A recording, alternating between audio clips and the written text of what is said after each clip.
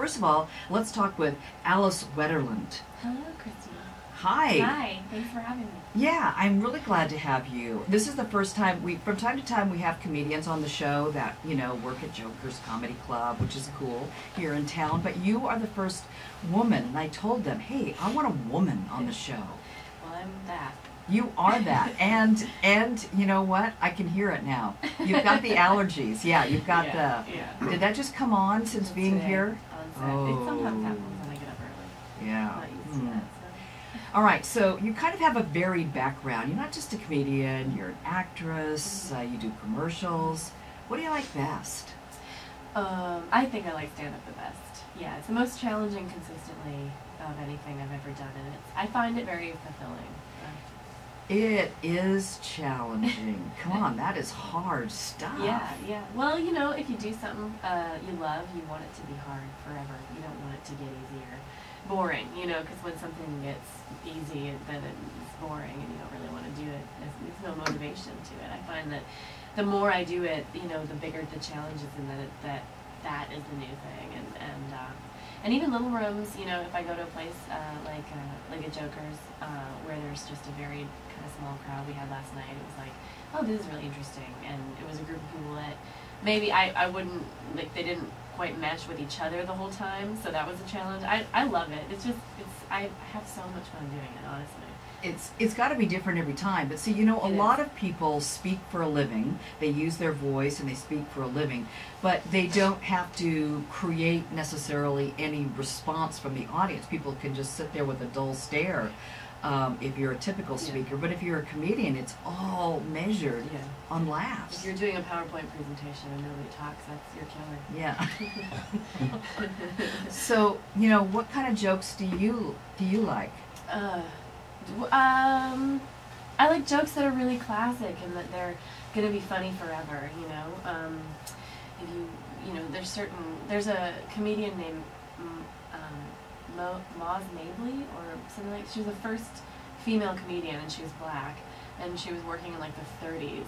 And if you listen to her, you can look her up on YouTube if you Google like first female comedian, Moz Mabley, and she is still funny. Her jokes are, I think they hold up immensely, which is crazy to me, that a joke that can last, you know, like almost 100 years is still just cracking me up. I love that. So the classic joke is the best kind. Well, you make a lot of jokes basically about being a woman or women's interaction with the world, basically. That's what I face. That's you what know, you you face? talk from experience, and I never experienced something not as a woman. Well, yeah, I just, good. You know, so, and it's something that, you know, I talk about it because it's hard to talk about. Not a lot of people, you know, men think about it, and the greatest thing for me is if I can get, you know, a bunch of guys in the audience who don't think about what it's like to be somebody like me. If I can get them laughing, then I'm talking about something that we can all relate to, even though it's from my specific experience, which is like, that's cool. I like that when everybody can kind of get together on something, even though it's, you know, nothing to do with them, really, what they go through on a daily basis. Yeah. I like that. Well, did you start out as a comedian, or did you start out as an actress? I mean, do you have theatrical training? What's your background there? I wanted to be an actress when I was little, yeah. Of course, because I was a ham, and I'm the only child, so, you know, but I didn't, I did theater in high school, but I didn't like it. It didn't feel fun when I was that age. It just felt like kind of, everybody seemed like they wanted to like dance and sing all the time, and I wasn't into that. I was more into cracking jokes, and so I went to arts high school, and I went to art school for college.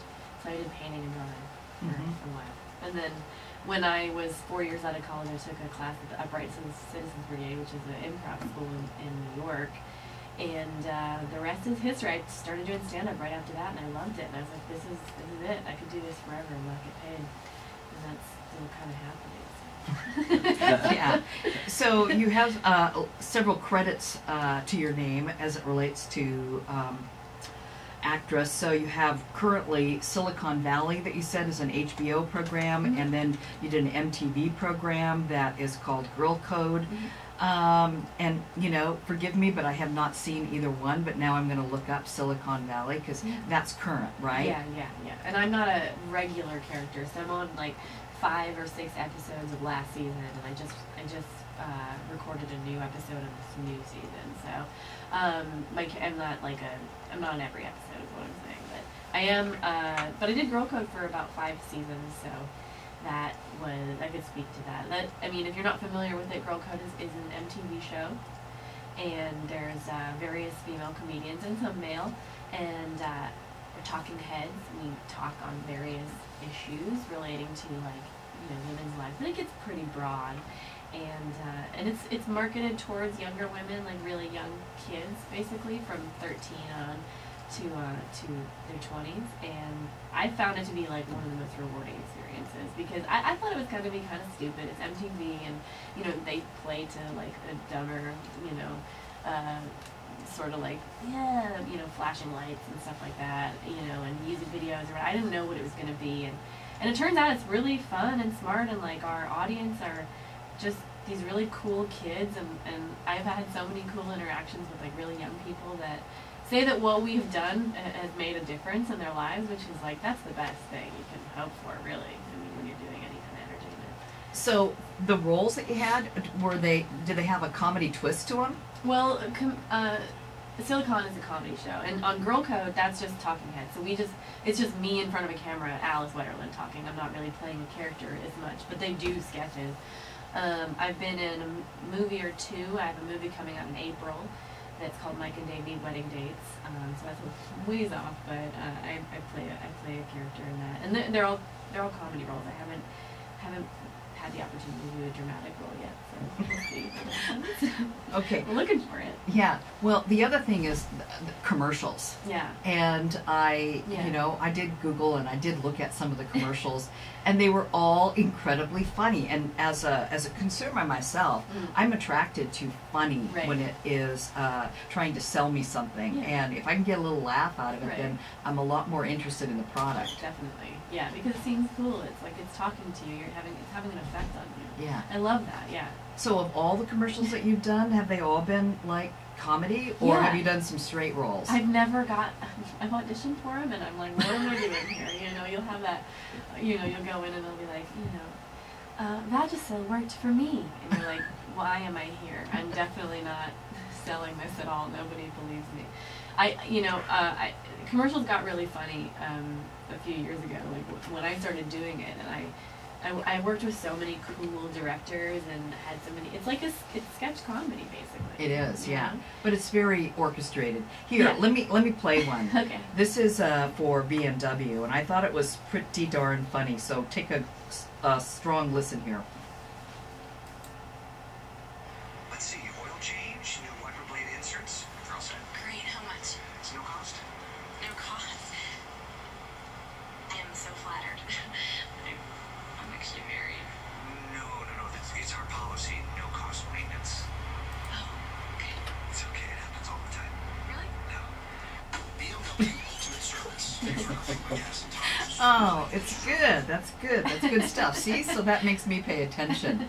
And the other one that I really, really liked was for the soup, and you have this just outrageous dress on. Yeah. Yeah, it was so fun. I love it. I love doing it.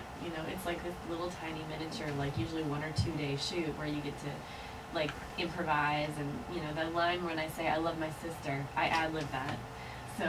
Oh, really? Yeah, so that was cool. Okay. Like, because I just did a bunch of takes, and and you get to be the other cool thing about doing a commercial is when I'm not famous enough that I get to have my own projects, but if you do a commercial, generally you get to be the star. You're the main person in the commercial. So it's like, at least for a couple days, you're the star of the show, and you get to have all this fun playtime and control. So it's really cool. Well, are you at a point right now where people are coming and looking for you for certain kinds of commercials, or not?